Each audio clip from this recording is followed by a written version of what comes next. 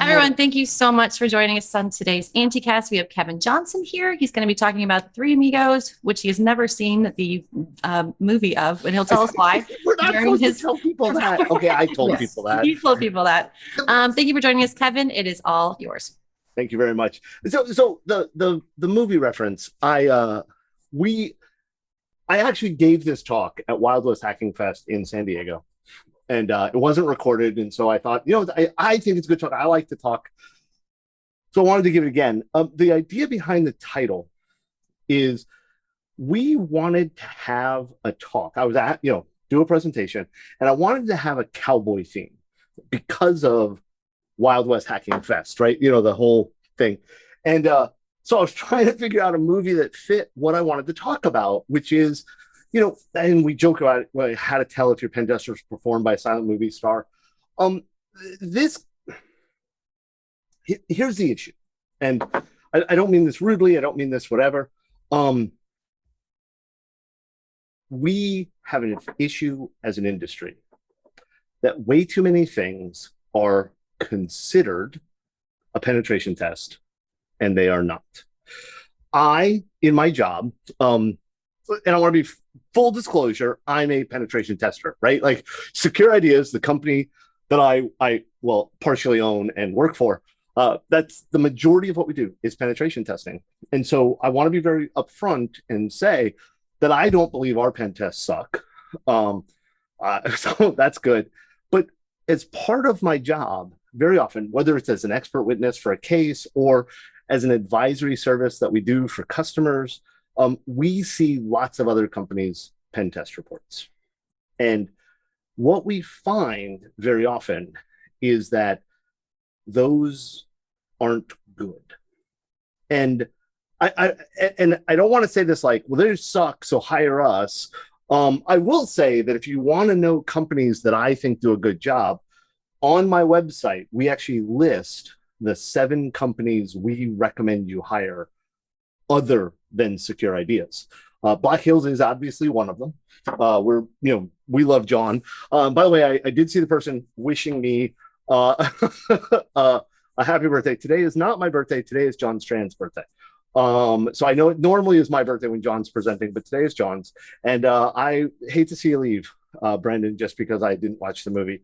I've never seen it. And so what I did was I went and I read the synopsis, and the synopsis fit so much of what I believe fits here, right? The idea that people hired these 3 actors. If you haven't seen the movie, spoiler alert, but since the movie came out in like 1937 or something, I know not that long ago, I just feel old today. This town is being terrorized by these bad people. And they go out and they hire the 3 amigos who, as the viewer of the show, they are actors. They were silent movie actors, and they were fired because of something went wrong in the movie they were in, and then they got hired by this town because the town thought they were actually heroes, people who could help them, people who could stop the bad guys, get the town back up and running, and do all this good stuff. And then, again, spoiler alert, when the bad guys show up, these guys fail. And the love interest is kidnapped and held hostage, and of course, luckily for the town, if it had been real, but it's not, it's a script, but luckily for the town, these 3 decide to come back and actually save the day, and they become the hero. And I think that fits so well here because many organizations hire pen testers, and I mean as a consultant or as staff or whatever, and those people really aren't pen testers.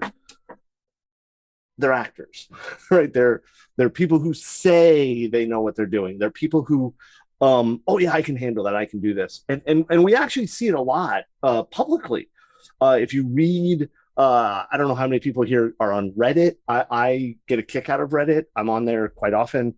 And one of the subreddits I'm in is the pen test subreddit.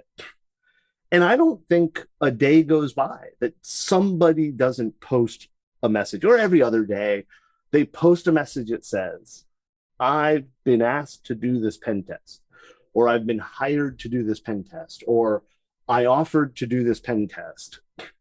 And then they proceed to explain how they really don't know what they're doing, and they're not sure where to start, or they don't know what to do with this thing, and how do they handle it, and how do they do this.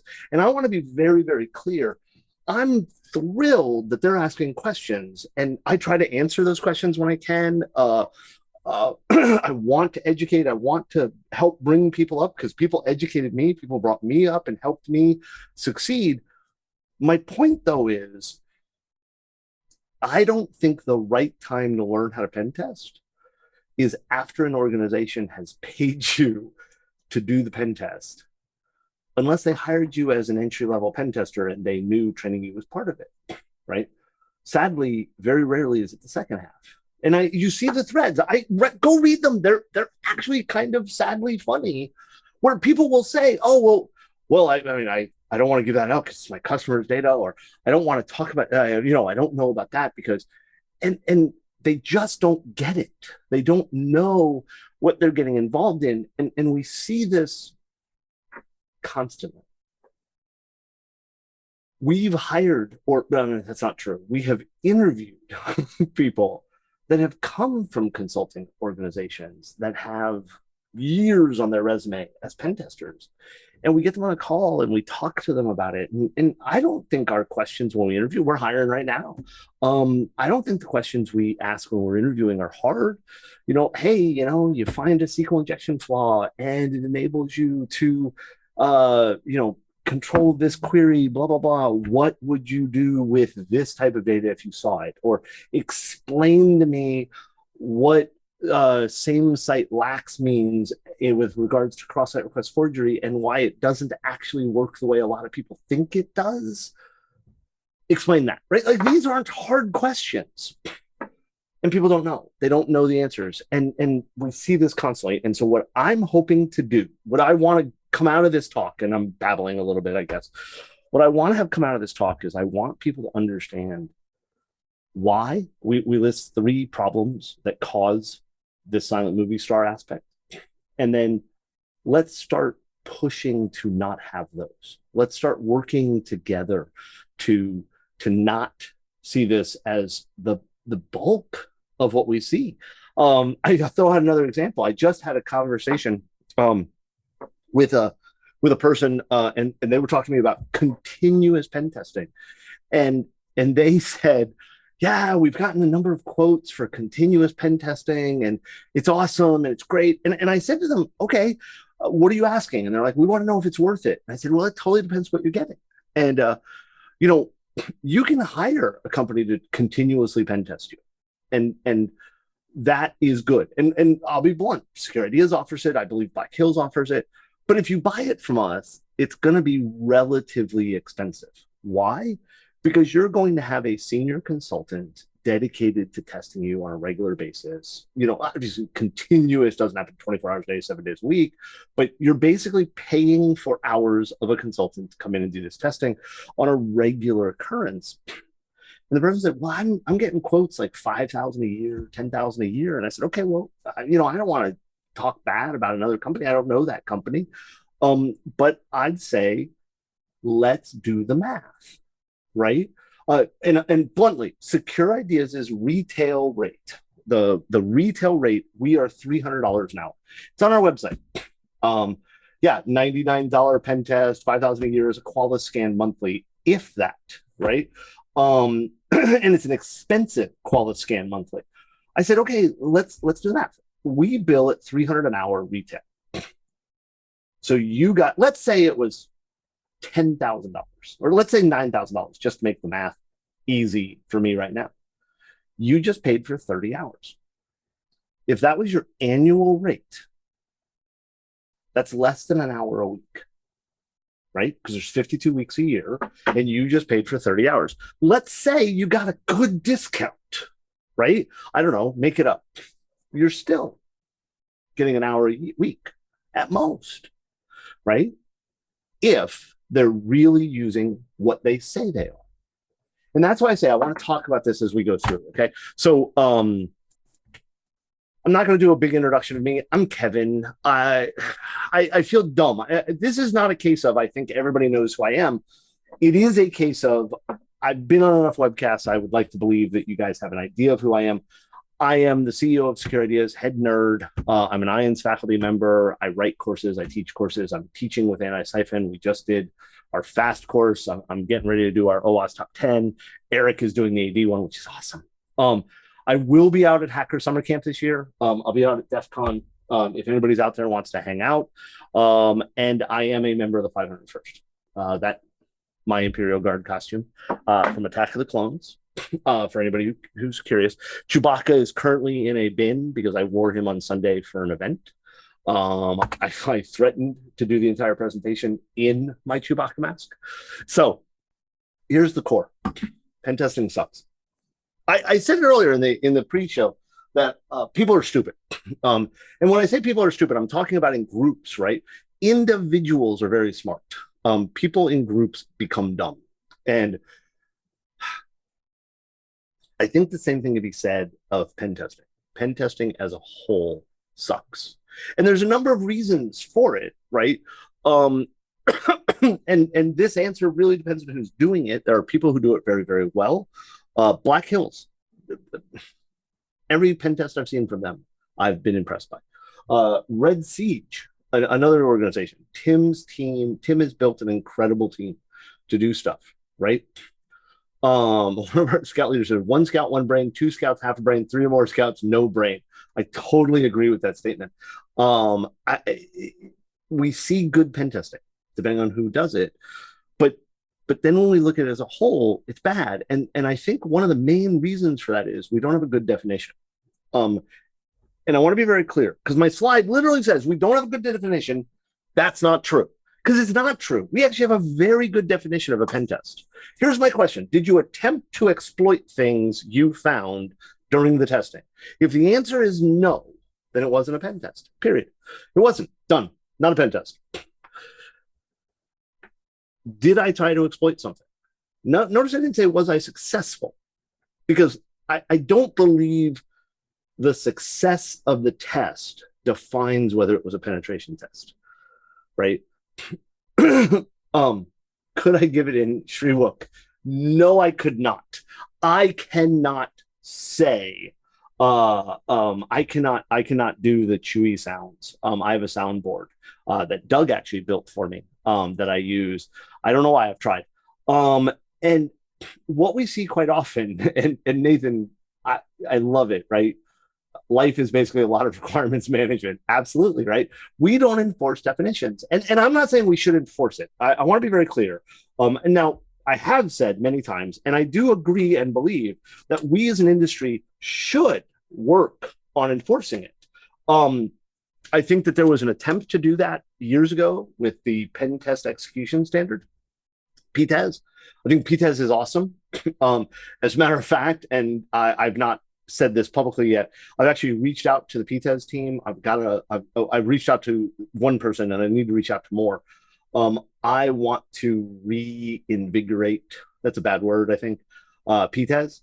I want to move to GitHub. I want us to have the ability to contribute to it and work together to rebuild that into a modern execution standard with guidance and education and everything else, because we have not enforced this definition. And we look at, and I know there are people who have argued with me and said, no, Kevin, we absolutely enforce this definition because PCI DSS says you have to have a pen test every year.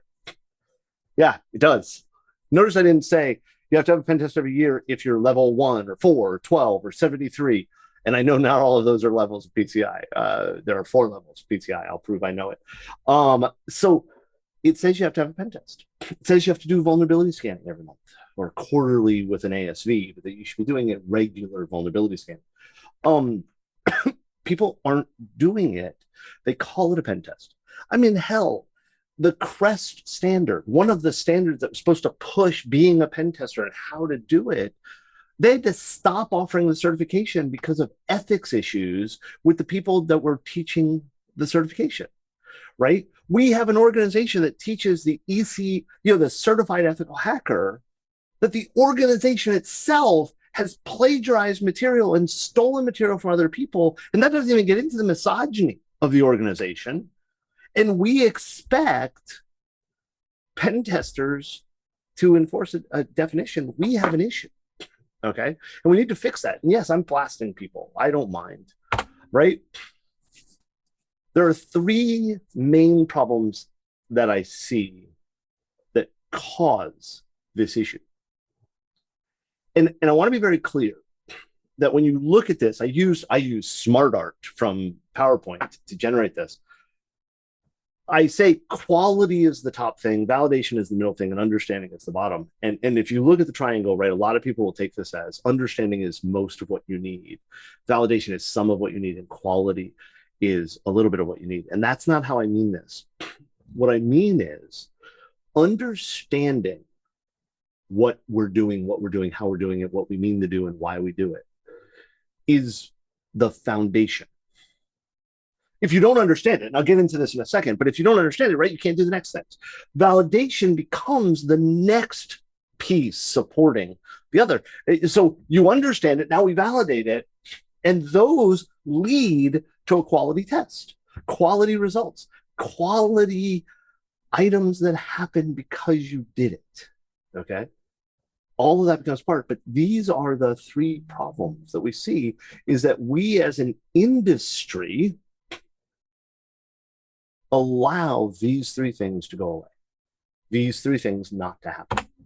So let's dig into each of them, okay? Quality. Right off the bat, the quality of many pen tests or things that are called pen test suck. And in my mind, that comes from scopes, comms, and scans. Okay, so let's start with scans. And I want to be very clear. A lot of people may think, oh, Kevin's saying automated scanning isn't pen testing. I am saying automated scanning isn't pen testing. What I mean by this is we have low quality tools that are being used or being promoted as or being seen as the way to do a pen test. We also have high quality tools that people don't know what they mean, how to use it or whatever, right? So somebody said, is there any Discord live channel? There is a Discord channel. I'm not in it. The live webcast, Discord overwhelms me while I am here. So people are using the question and answer area. Do I feel like a PCI compliance pen test is an actual pen test or not? Ooh, that's a good question. And my answer is, it depends. And then we'll get to that here when we talk about scopes, okay? Because if you're only doing the pen test for PCI compliance and only testing the things that are inside of your CDE, the segmentation, things like that, then it probably isn't a good enough pen test for the whole organization. It is still a pen test if you're actually doing penetration testing stuff. Your scope just may not be big enough. I hope that makes sense. And we'll get into that a little bit more as we go through this. But the biggest problem I see, one of the biggest problems is the tooling. Tenable just released Nessus Expert, right? And I think it's $5,000 a year. You get Nessus Expert, and you can use it. And I don't believe Tenable says this, but I've seen a lot of other people say that if you upgrade Tenable Nessus Expert, you can do pen testing with it. No, you can't. You can use Nessus as part of a pen test, right? I don't have any issue with, and as a matter of fact, we do it. If you say to me, come and attack my organization, right? One of the things we will do is to use scanning tools to find low-hanging fruit. Now, I don't mean it to find low-hanging fruit because we have a quota of vulnerabilities we have to find. I mean low-hanging fruit of there are things that you've exposed internally, externally, whatever, that Nessus is going to find and show the consultant very rapidly that we can then evaluate whether or not it's worth digging further or if it's just worth saying to you, hey, because many of the organizations we have, the pen test they get is the only time they do security testing. If you're doing regular vulnerability scans, I don't do this, right? So we see that a lot of the information that comes out, right? So the questions here come in is a pen test, if you find a vulnerability, you need to try to exploit it and show that you did, even if it failed. Does that mean a pen test is only complete if you tried testing as many vulnerabilities as possible? Wouldn't a pen test that gets full domain compromised with only a few tests be considered a good pen test? So, okay, let me address this. One, I am not saying you have to try to exploit every vulnerability you find. What I'm saying is if your testing does not attempt to exploit, or if exploitation is out of scope, it's not a pen test. Okay, that's the first part of the question. The second part of the question is, wouldn't a pen test that gets full domain compromised with only a few tests be considered a good pen test? I would say no for most people. And that's when we talk about scopes. Because remember that we're not doing a pen test to prove people can be hacked. You're doing a pen test to find as many vulnerabilities as possible to help improve security. Now, there are cases where we do pen tests where the customer's like, look, if you can get past this control, stop, we're done. You've proven it's a problem. Those are very specific scopes and things like that, okay? We don't want to, excuse me, we don't want to say, I found a flaw, I'm done, for most cases, okay? So that brings, let's go to scopes. Let's jump to scopes. The other thing that causes a lot of problems with pen test quality is that the scope of the test is wrong. Let me explain that. When we get asked to do a penetration test, one of the very first questions that we ask when we're doing the SOW call, when we're doing the scoping call to say, what does this test entail? What is it going to cost you? When can we do it? That kind of stuff. Probably the first question we ask, if not the first, one of the first. We ask, why are you doing this? What is the goal of the test? Okay. And the reason we ask what's the goal is going to drive what's in scope. If your goal is, hey, I have this new application that I'm rolling out and I'm concerned about the security of the application. Okay, great. I'm not going to do phishing attacks against your users. I'm not going to scan your entire external attack surface to find vulnerabilities. I'm going to focus on that application because that's your goal. Okay. And so what we're going to do is we're going to look at that application. We're going to say, you know what? The application's in scope. It uses a single sign-on system that you manage and you run. So that will be in scope. Or, oh, it's a third party. So that's out of scope, but whatever, right? You have APIs that it calls. That's in scope. There's a mobile app, but you know what? The mobile app calls the same APIs, so it's out of scope. That type of conversation, because your goal drove that scope. Okay, this is where, jumping back to the question about PCI pen tests, very often the PCI pen test, many people, when they're dealing with PCI, when they're dealing with assessments of that nature, they try to reduce scope as much as possible. Why? Two reasons. One, cost. The more I test, the more time it takes me, the more money you're going to pay. Okay. If I do a 5x3 plus 2, I'm sorry, a 5x2 plus 3, I just transposed numbers. That's a reasonable size test for a wide open external and internal network, or whatever.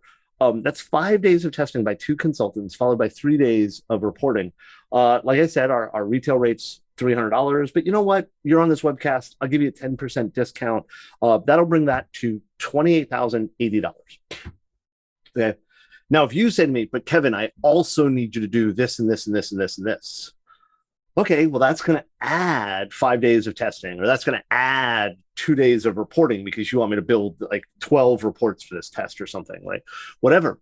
That adds cost. So people want to reduce cost. Now, here's the problem.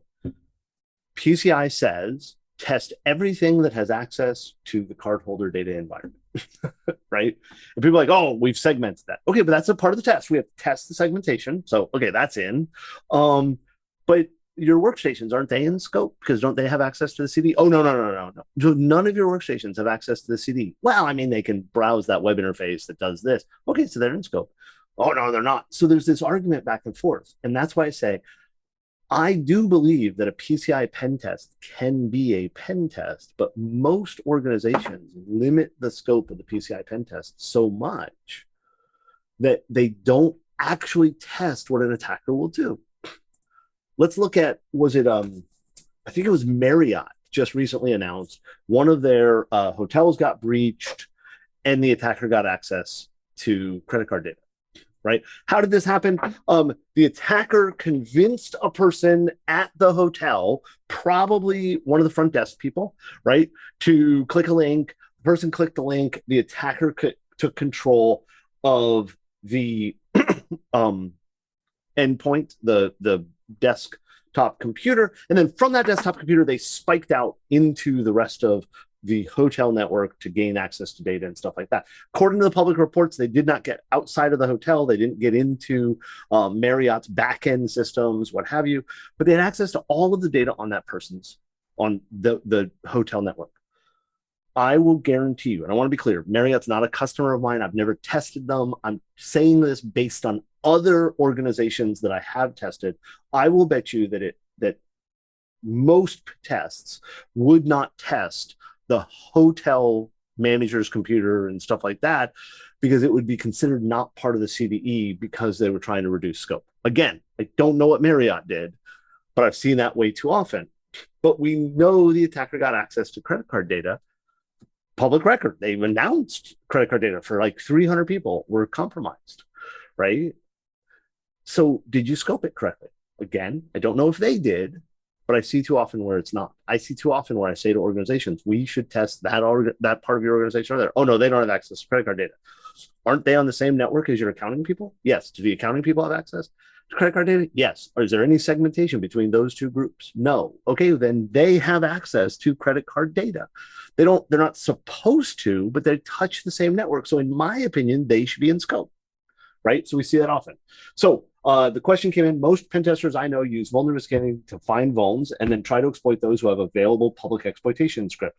What differentiates real pen testers from actors? Your description of what they're doing says that, I'm going to take it this way. They run Nessus or Qualys. It says, hey, there's a vulnerability over there. They go and look to see if there's a public exploit, and then they come back and they try to exploit it. In my opinion, they're an actor. The reason I think that they are an actor is because based on your description, and I do not know whether your description is comprehensive, but based on your description, they're not looking at the bigger picture, which we'll talk about validation in a second. But scope, they should be doing more than just saying, oh, there's a exploit that I can download. Okay, John did a talk years ago, and I agree with it 100%, is that most of the exploits, when we look at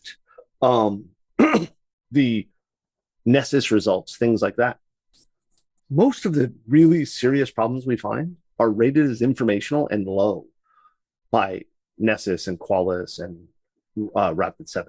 And it's not because they're wrong. It's because what we do is we chain those vulns together. We chain those issues together. Okay. I absolutely think that's what makes them an actor. If they don't do that extra thought process, do they look at the bigger picture? I saw there was a question about, there's a long conversation about somebody leaving and then want to talk. Email me, kevin@securityos.com, and we can talk about it. The next thing that I see a problem with is comms, communications. Very often, and this is a pen tester problem and a client problem. And keep in mind that when I say client, even if you work as an employee for the company you're pen testing, they are your client in this case, okay? So translate the words that I'm using. We see really bad communications. A lot of times the testers will start the test and let you know they've started, and then when they're done, they'll deliver a report. When you start the test, when you scope the test, you give them a scope, but they don't have any information about what you're doing. Okay, I'm testing your network, but you're actually in the middle of moving to Azure, but you're not there yet. So you're having me test your data center, but you're moving to Azure. So as I'm testing, am I looking to see what happens with that move? Am I looking to see how similar? Are you talking to me about what changes you should be making because you're moving to Azure? Because things that I find in your data center, if you forklift those in Azure, Azure has some controls that will help remove some of the problems that I found in your data center. Because we didn't talk about it, because we didn't have that regular communication, right? This is one of the reasons why I always cringe when people say to me, we have a policy that, we change pen test vendors every year, or we change pen test vendors every 3 years, or whatever it is. That's a bad idea. And I don't say that from a perspective of, if you hire Secure Ideas, I want you to work with us forever. I do, but I want you to only change pen test vendors when you feel like you'll get something better from somebody else, whether it's because you're not getting a good enough job from the previous one, or there's a technology they're not familiar with that you want tested next, whatever, for whatever reason. I want you to stick with pen test vendors for as long as possible, even though that means you may not hire me because you already have a pen test vendor, because I want you to build a partnership with this organization. At Secure Ideas, we use Slack. I know, Discord's the cool hotness, but we use Slack, and many of our clients, not many, we're moving more and more of our clients here. We're getting Slack workspaces with our clients. And the reason we're doing it is, even the clients that hire us once a year, they have us do that annual pen test. Because what we want to do is we want to talk to them on a regular basis to know what's happening in their organization. One, we can provide advice. And we're not lawyers. We don't bill you every time we talk to you or think about you. We want to hear what's going on so we can say, hey, you know what? When I was working with this organization over here, I won't tell you who, but an organization over there, when I was looking at this thing over here, we saw this mistake they made. Don't do that, right? And we can actually give you recommendations as you're doing the migration. If you're like, hey, you know what? We're rolling out a new mobile app. Okay, cool. Have you thought about this? Have you thought about that? Have you thought about this? Plus, now that I've talked to you for 3 months, back and forth on a semi-regular basis about stuff, right? When we sit down to say, okay, it's time for the annual test, or it's time for this week's test, or whatever, we prepaid credits and all that kind of stuff. But I'm able to say, hey, you know what? A month ago, you mentioned that you're rolling out this new message bus for your applications. You didn't mention that as part of your scope. Is it not ready to be tested? And many times I get the answer back, oh, dang, you're right. I forgot we did that. We need that in scope. That wasn't in scope last year because it didn't exist, but I need that this year. Okay, good. Then let's pose. And I want to be very clear. Greedy capitalist in me, right? Is I like that because maybe it adds time to the test, and so I get more money. But most of the time, what it does is we still do the same size test, but we're able to focus the scope to the things you're actually worried about, the things that are changing, the things that are, because if I do the same annual pen test, I do this, I tested that last year, I tested that the year before, I'm bored, and you're really not getting much more out of it. So we want to receive regular communication. And then during the test, even if you're not doing like a purple team exercise or a red team exercise, even if all we're doing is a straight up vuln assessment, not sold as a pen test, sold as a vuln assessment, I'd like to hear what you caught. What did you see? What did you detect? What did your alert say? What did your log say? All the way up to any other type of pen test I do, I want to know that. Why? Because I want to help you improve that detection. I also want to be able to write in the report where you did things well. If I don't know whether you're detecting me or not, if we don't talk about that during the testing, I can't write anything in the report about whether or not you're doing it well. And I'd like my report to include at least some stuff you're doing well, right? That's why we added a narrative to our report, is so we can talk about the things we tried that failed, so that your report is not just beating up, and calling your baby an ugly. So we want to do that. The next problem we talk about is quality. Validation. Quality was the last one. Validation. Very, very, very often, we see that these 3 things are not tested or verified or looked at. One, I'm going to be blunt. The sheer number of false positives I see in automated scanners. I love it. People are like, well, it's okay. I run the burp scanner against my system and it gave me all these reports. Really? So how many of the DOM-based flaws did you validate were real? Because I'll tell you right now, most of the DOM-based flaws I find in the burp passive scanner, which is what finds those, right, are false positives. Plain and simple. It's seeing the JavaScript, it's seeing something that's bad, it thinks, and then it's alerting. Huge false positive rate, right? That's a problem. We see it with Nessus. We see it with Rapid7 and Qualys and things like that. The scanners will say, hey, I think that's bad. It's like, okay, is it? False positives are huge. Don't even get me started on SAST, right? The sheer number of false positives. And here's why false positives are bad. Other than the fact you're just wasting time, but you're actually undermining your efforts to secure things. Because if you take a whole bunch, you run a DAST solution against your application, and you send that report to your developers, and the first 10 findings are false, I bet you the developers won't look past that first 10. The minute they find 2 or 3 that are false, they're going to stop looking. Why? It's not because they don't care about security. It's because they don't have time. And you've wasted what little time they gave you with false positives. We see the same thing with pen test reports. This is bad. My favorite is when it's like the sky is falling, right? Oh my God, I found this flaw. The world is ending. You're going to die. All the things are stolen. Hack all the things. Oh my gosh, right? And the reality is that it's not really that bad. Or, well, we have this other control in place that you didn't think about. Or I put you on an allow list so the WAF let you through. Not that the WAFs are a good solution for everything, but they make it harder. They're a control that might have stopped your specific attack. The app still needs to be fixed, but now it moves it from a high risk finding to maybe a medium or even a low, depending on the setup, right? And you should be validating these things. The next thing that's there is false negatives. In my opinion, false positives are bad because they waste time, they undermine the effort, they cause issues all around. False negatives are worse. False negatives is where you failed to find the problem. And I want to be very clear. We say it in our master services agreement. We say it in our SOW. We talk about it all the time, that we do not guarantee that we will find every flaw in the system. We can't.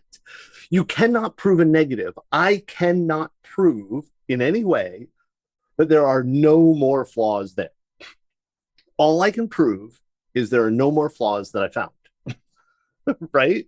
It's kind of like I was talking to a friend of mine years ago. I worked with him, Mike Poor, and it was a weird conversation. And it was about somebody had thrown out there that, nerds never have sex or whatever, and whatever. And Mike said jokingly, "I have a kid, so we know I've had sex." And I looked at him and said, "No, Mike, we know your wife has had sex." And I don't. He stopped for a second. He's like, "Damn, you're right. We can't prove negatives." Okay, so I can't, but here's the problem. If I test your system and I miss a flaw that exists, right? Do you tell me? Why didn't you tell me the flaw was there before I tested? Oh, I wanted to see if you caught it. No, it's dumb. That's a waste of time. You're paying for me to do this test. Why have me spend time finding a flaw you already know? Let me dedicate that time to another flaw. And what did you prove that I didn't find it? Okay, I didn't find it. You're right. I didn't. But I also told you I wasn't going to guarantee I found everything. And why didn't I find it? Well, did I not find it because I wasn't doing a good enough job? That's possible. But more likely, if the pen test is a good pen test, the reason I didn't find it is because I was focused on something else and my tests didn't hit that part. Maybe I just missed that section of your site entirely or that part of your network. That's bad. I'm not saying it's okay, but why did we find it? And how do you even know? What about the flaws you don't know about? right? That's a flaw you didn't tell me about because you knew. But I go and test something. We tested a system, and the system made a call to a backend API. And when I say backend, I mean not accessible to us at all. It was on the internal network.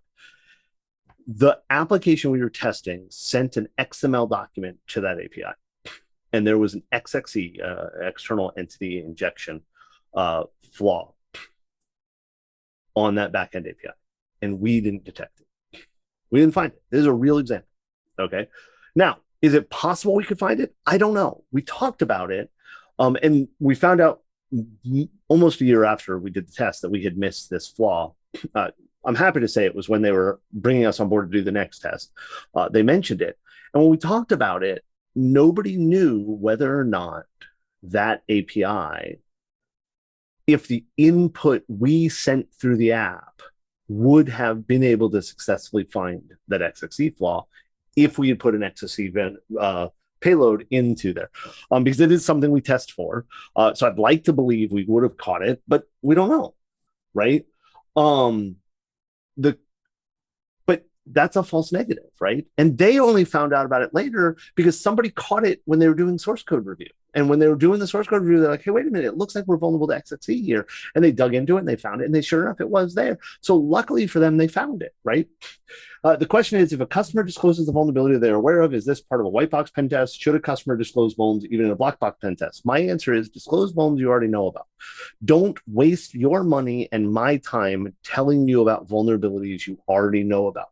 By the way, if you know about the vulnerability, you should already be working on fixing it. So instead, tell me what the flaw is, tell me the problem, and then tell me how you're planning on fixing it. And I could tell you whether that would work, right? Nothing to do with white box, black box, gray box, purple box, or yellow box. I don't care, right? Talk to us about it. That's part of communication, right? Communicate with a pen tester. This isn't a challenge. This isn't a war. This isn't a fight. We are partners. Our job, I don't win at a pen test. You don't win at preventing me from getting in. We both win by getting the information about the vulnerabilities to you. Okay? So why waste time? The third thing that we want with validation is we want to look at thresholds, right? Exactly, Jake. Thank you, Jake. That is the perfect way to say it. Penetration tests are not capture the flags. Period. We may have a goal of see if you can get to this sensitive data because that's what we're concerned about, but that's not a flag. We don't wave around social security numbers. And sadly, way too often, pen testers talk about it as winning. I've done it in the past, and I will again in the future. Say it and not mean it that way. Well, hacked you. I win. You suck. Your baby's ugly. All babies are ugly. Thresholds are the next thing.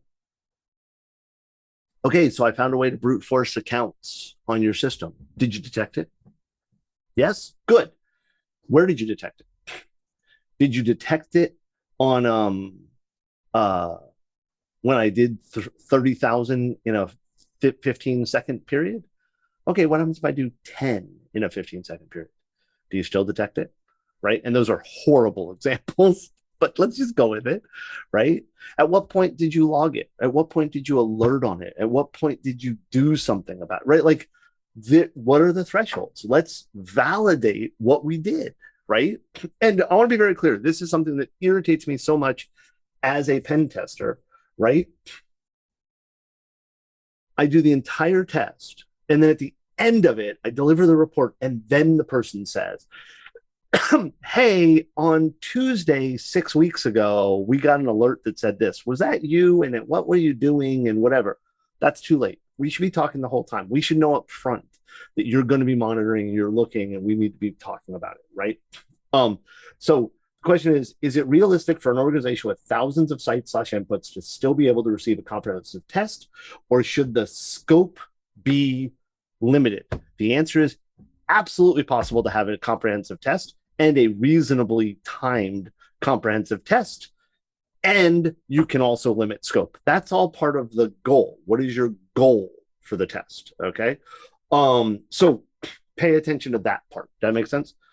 And And if anybody wants to talk about scoping, I have no problem chatting afterwards or whatever, where we can actually dig into and talk about how I scope things. Okay. So the last problem that I talked about, right, is understanding. And I love the fact that this slide in here says ignorance is bliss, because we literally talked about that in the pre-show banter. I don't believe that the majority of people who deliver sad and bad penetration tests know that what they're doing is not really a pen test. I hate to say it like that. I've talked to way too many people. I've talked to way too many organizations. I've seen way too many presentations. Hell, I still remember I was back at it when I worked at InGuardians.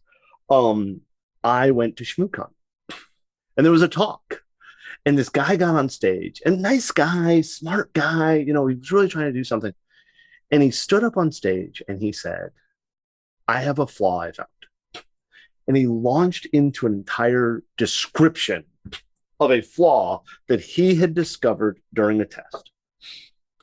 And he didn't know what it was.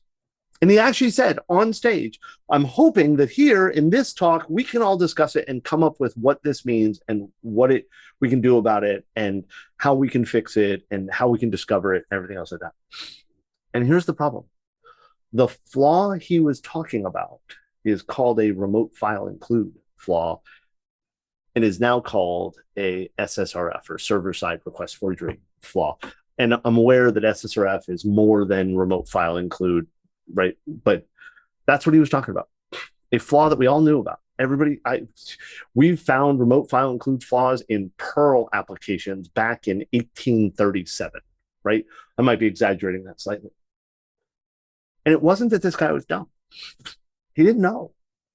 And I'm actually impressed that this guy thought, you know what? I found this thing. I don't understand it. I don't know what it is. So let me go to this group of people, in this case, the audience at ShmooCon, which I will agree is maybe an odd way to ask the question. But he said, "Hey, what's here?" I'll tell you right now, one of the John Strand, and this is a little bit of a tangent, but it's relevant. So stick with me. John Strand is one of the main reasons I run Securities. John is one of the main reasons that I am able to do the things I do, because years and years ago, I joined SANS as an instructor, and John was there. I think John became an instructor like the week before I did or something. Like, it was very, very close. We both were doing it. And I went into this conference, and you may not believe this, but I'm probably one of the most introverted, most shy people you'll ever meet. I hate meeting new people. I don't like being in groups. I don't like being in public. I'm petrified of public speaking. And I go into the breakfast, right? And John's there, and I didn't know him, and we started talking. And I will tell you that I'm a better person today because of John. I know more today because John has always been willing to answer my questions. I could call John at any time and say, "Dude, what the fuck? What do I do with this? What does this mean?" And he's there with information. He takes the time. And I'm picking on John because we're on an Antisyphon webcast, because there's lots of people like this. The industry is full of people who want to help you understand. And so the fact that so many people are doing pen testing without understanding what they're doing, without really understanding, I'll tell you right now, so many of the people I see pen test, they'll give you, I tested that, I exploited it, here's how you fix it, I'm done. So yeah, but what will that do to my network? Oh, I don't know. How many pen testers do you know have actually built networks, infrastructure, applications, right? Lots, but not all, right? We see way too often. How did you get into the field, right? How did I get into the field was I was a nerd. I did IT, I did development, I did administration, and I became a pen tester. But too many of the pen testers I took a college course, and then I became a pen tester. And I want to be very clear. That's okay, as long as that person understands that they have to continue learning, as does the person who did IT or whatever, right? One of my favorite stories is we have a pen tester that for 20 years, she was a chef. She cooked, she ran restaurants, she ran kitchens. But she has dug in and tried to understand IT and tried to understand security and gotten into all of this stuff, specifically so that when she gives a report to a customer, she can actually say to them, hey, here's how this will impact you. Here's what this means on your network. She also talks to the other consultants about what they know. We communicate internally a lot. So your pen tester and the company getting the pen test has to understand everything about it. They have to understand the goal of the test. They have to understand what the scope of the test was.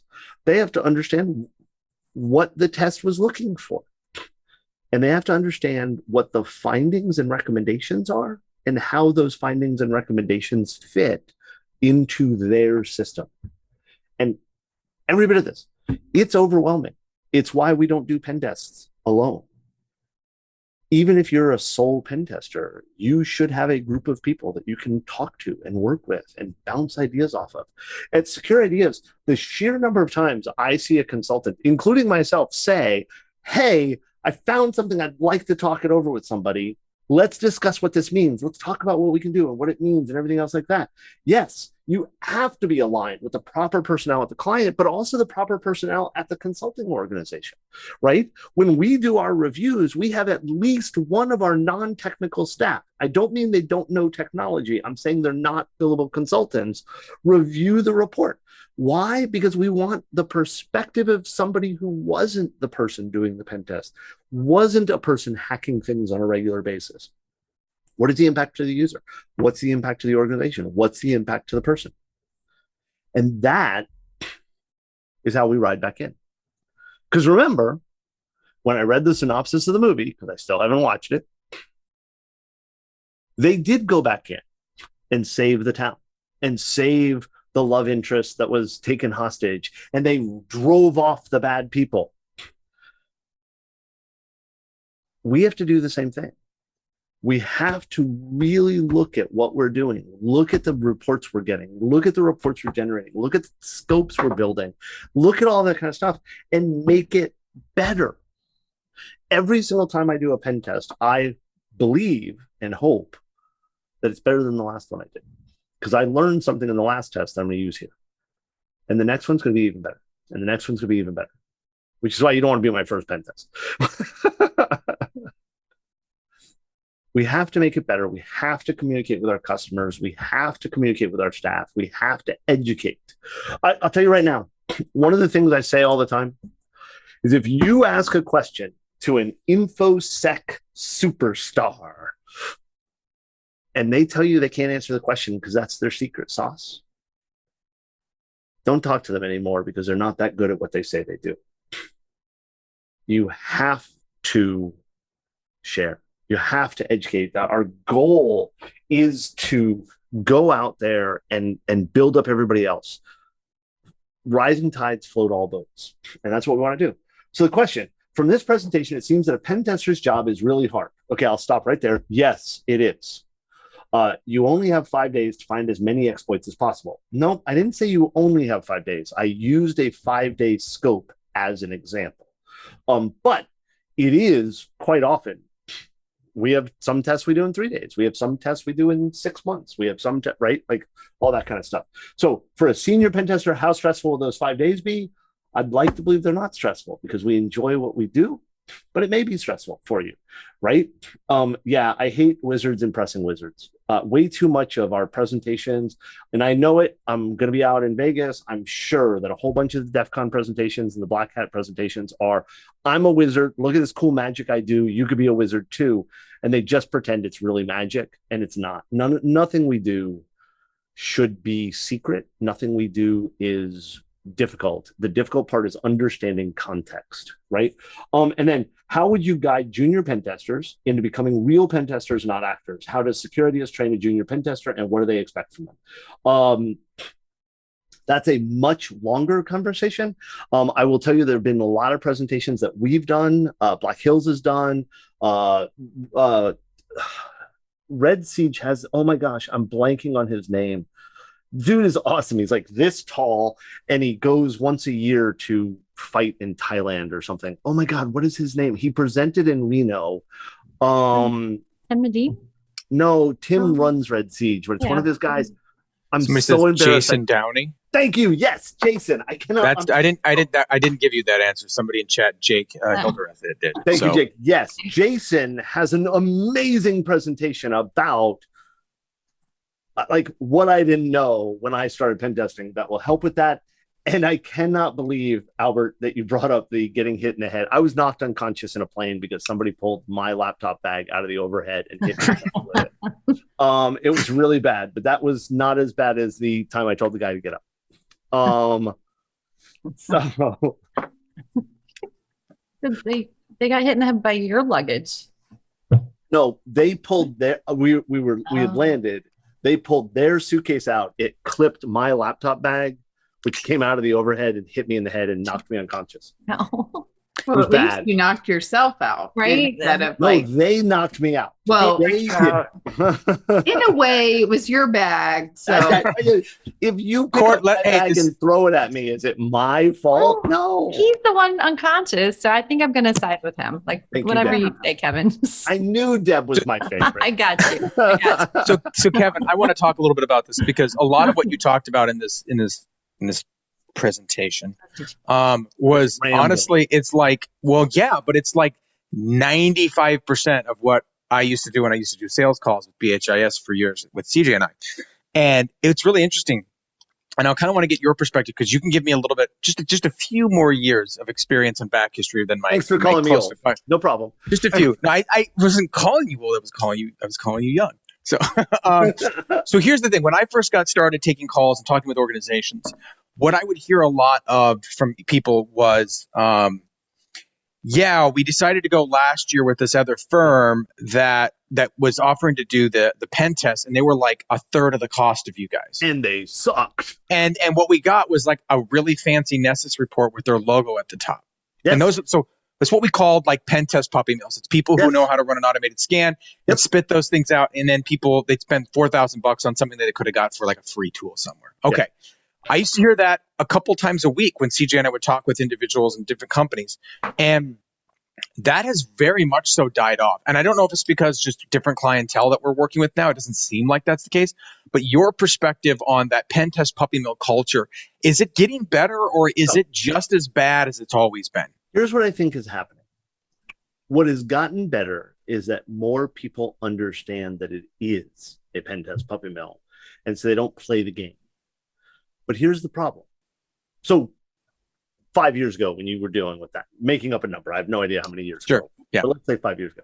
5 years ago, when you were dealing with that, 5% of the organizations in the world were having pen tests done.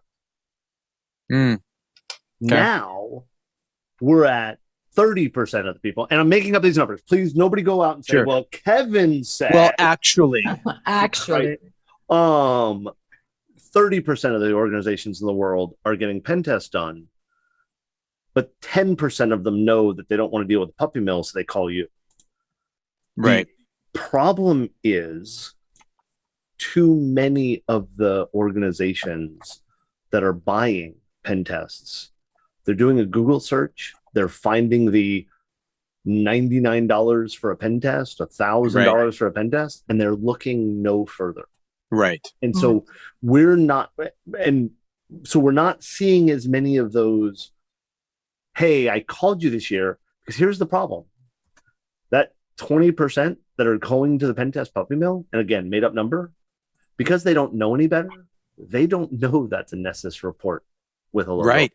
Which is kind of my segue to my next kind of launching off point. So for the next question I have, so what do you guys do when you have companies that come to you and they say, we want you to do our vulnerability scanning for us? Oh, we actually have a service we sell. It's $3,600 a year, and we do vulnerability scanning on a monthly basis. Well, good. I'm going to remember that. So the next time I get asked, I can. That's how. I mean, like that's how we do it. No, but I want to be very clear. we don't just run a Nessus scan and give you a report. We actually have consultants, and this goes back to that. How do I train junior consultants? Our junior consultants are working on that.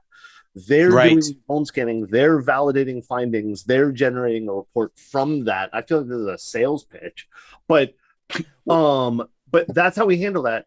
Is we actually do phone scanning for organizations, which then drive them into improving their security. Because I can't tell you the number of times customers come to me and say, "I need a pen test," and we say, "No, you don't." Right. I know I know you guys do the same thing, right? I don't. I had an organization, like a couple of months ago that was like, we don't have any IT people. We don't have an MSP. We don't have any security people. What can you sell us? And I was like, I'm going to get on the phone with your board and give you guys a presentation on the importance of security and why you need to get like, well, no, they're expecting to be pitched something and sold something. Like, I have nothing to sell you. I will sell you something, but it's going to be a waste of your money. Right. So I don't want to sell it to you. What we end up doing in a lot of cases is we do what we refer to as a foundational gap analysis, or security assessment, where instead of a pen test, we come in and we cooperatively work with you.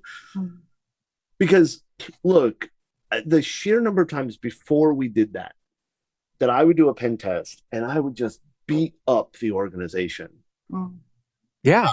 And then I'd come back the next year and it'd be like, there's a government agency. We tested them 1 year and we trashed this place, right? Like it was like we had domain admin like in the first 20 minutes of being in the network. Hi, I'm a domain admin. Okay. And we got domain admin so many different ways that we actually went to our contact and said, we should probably stop. We have 3 more days on this test, and we have 35 different ways to get domain admin. Right? I'm making up those numbers, but the rest of this week, how about we just sit and talk about what you're doing and actually help you try to implement some of this stuff? And they said, no, we need you to do a pen test. So we finished the pen test, right? That's what we need a pen test, right? We were already on site. We were already doing it. So we finished it. The next year they call us, they bring us back out. We found our pen test report on their network exposed. Makes sense. The first day on the test, we're finding all the same thing.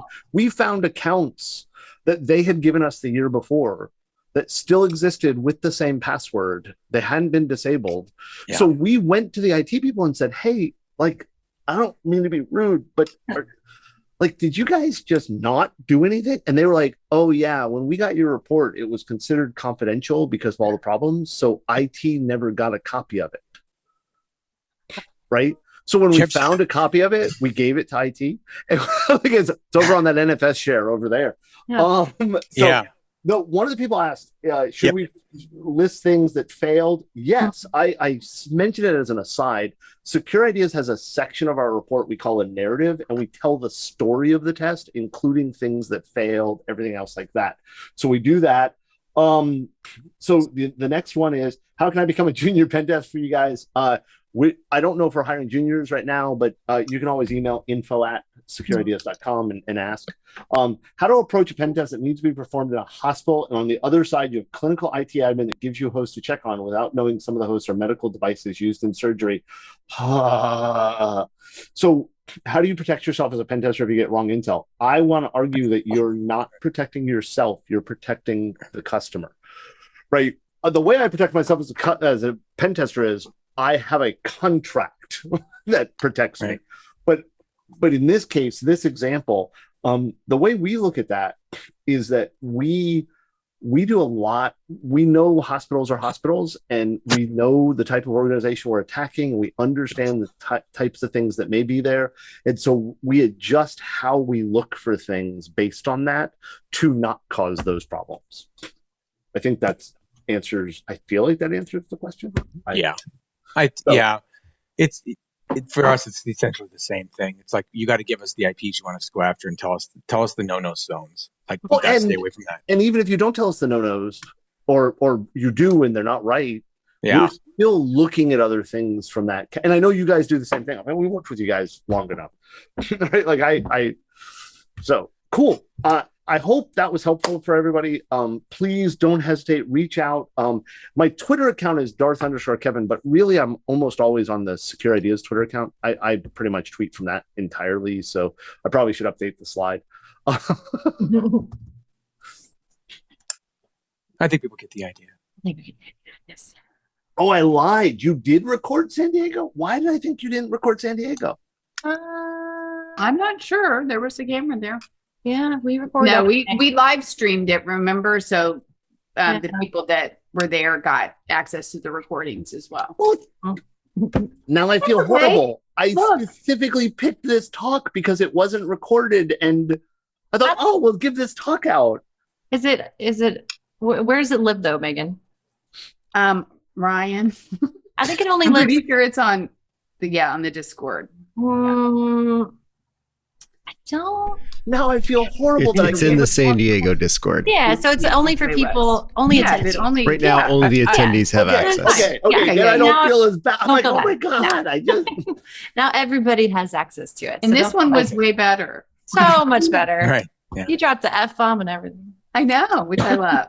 you're Cussing you're is implying fun. I didn't drop the F-bomb way more. That's very in true. Diego. Any other questions? Any other final thoughts, Kevin? No. No, no. I gotta follow up with John about PTES. That was an aside that I probably shouldn't have put into the webcast, but it was not that one, the one I talked about earlier. Well, happy birthday, Kevin. Thanks for joining Not my us birthday, on it's your John's birthday. friend's birthday. That's right. It's John's birthday. You share a birthday, right? Right. Aren't you No, birthday? we don't share a birthday. His birthday is today. Mine is But Wow. John's birthday is also next week in the next webcast. It is. Yes, His yes. actual birthday is next week. Yes. All right. The opposite of the leap Watermelons year all birthdays. around. Yeah. Thank For you, everyone, everybody. I thank hope you you so much enjoyed for it. joining us. Kevin, always a pleasure. Always a pleasure. We'll see you in Deadwood, right? No, I won't be in Deadwood. I'm sorry. Oh. We'll see you on your next class, though. You and your next Stuff class. coming up. Yes, August. Yes. Yay. Post In a link. August. We'll post it again. If you enjoy Kevin, you can spend a whole week with him. He's Yeah, much more almost. colorful in his training classes, I think. Yeah. All And right. I will be in Vegas. And you'll be in Vegas. I'm so sorry. Yeah. Yeah, I know. Yeah. All right. As Jason would say, Ryan, kill it with fire. Thanks, All everyone. right. All right. Bye. Bye. Bye, everybody. Bye.